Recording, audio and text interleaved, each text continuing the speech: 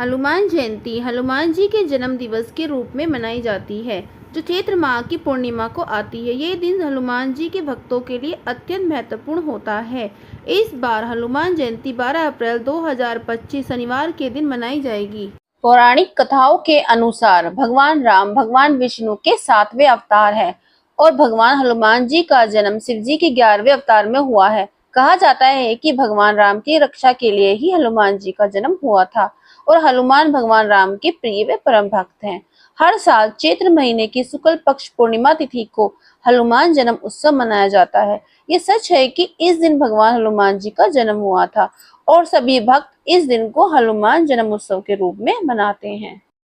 हनुमान जी के पिता का नाम केसरी नंदन और माता का नाम अंजना था, इसलिए उन्हें केसरी नंदन और पवन पुत्र भी कहा जाता। इस बार हनुमान जन्म उत्सव पर भद्रा कब से कब तक है? हनुमान जन्म उत्सव पर भद्रा सुबह 5:59 पर प्रारंभ होगा और शाम 5:35 पर भद्रा का समापन होगा। हिंदू धर्म में भद्रा को शुभ व मांगलिक कार्यों के लिए उत्तम नहीं माना जाता है। हनुमान जी का जन्म उत्सव चैत्र माह के शुक्ल पक्ष पूर्णिमा तिथि पर ही मनाया जाता है। अब सवाल ये है कि पूजा कब करें, तो चलिए बताते हैं।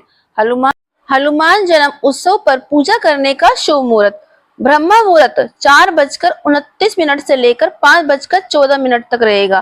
प्रातःकाल 4:51 से लेकर 5:59 तक रहेगा। अभिजीत मुहूर्त 11:56 से लेकर 12:48 तक रहेगा।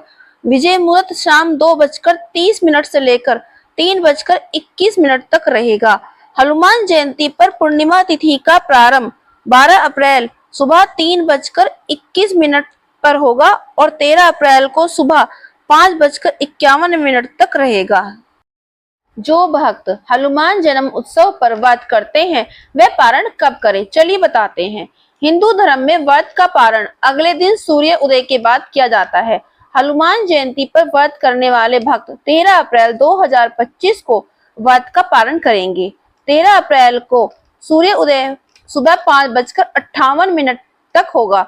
इसके बाद आप अपने व्रत का पारण कर सकते हैं, क्योंकि 13 अप्रैल को पूर्णिमा 5:51 पर समापन हो जाएगी, तभी आप अपने व्रत का पारण 5:58 पर कर जी को यह है 5 प्रसाद जरूर चढ़ाइए। कौन से, चलिए बताते हैं। पहला प्रसाद पान का प्रसाद। अपना काम हनुमान जी को सौंपने के लिए, दुश्मनों से बचने के लिए पान का प्रसाद चढ़ाया जाता है। दूसरा प्रसाद नारियल का प्रसाद। जो नारियल को सीधा चढ़ा देते हैं बिना फोड़े हुए, हनुमान जी उनके घर पर रक्षक बनकर आते हैं। तीसरा प्रसाद गुड़ चने का प्रसाद। गुड़ चने का प्रसाद प्रतिदिन हनुमान जी को चढ़ाने से घर के सारे कलेश खत्म हो जाते हैं। चौथा प्रसाद इमरती का प्रसाद। इमरती का प्रसाद चढ़ाने से हनुमान जी सभी देवताओं की कृपा हम पर बना देते हैं। पांचवा प्रसाद खीर का प्रसाद। खीर का प्रसाद चढ़ाने से लक्ष्मी भाग जाती है और लक्ष्मी जी का वास हमारे घर में होता है।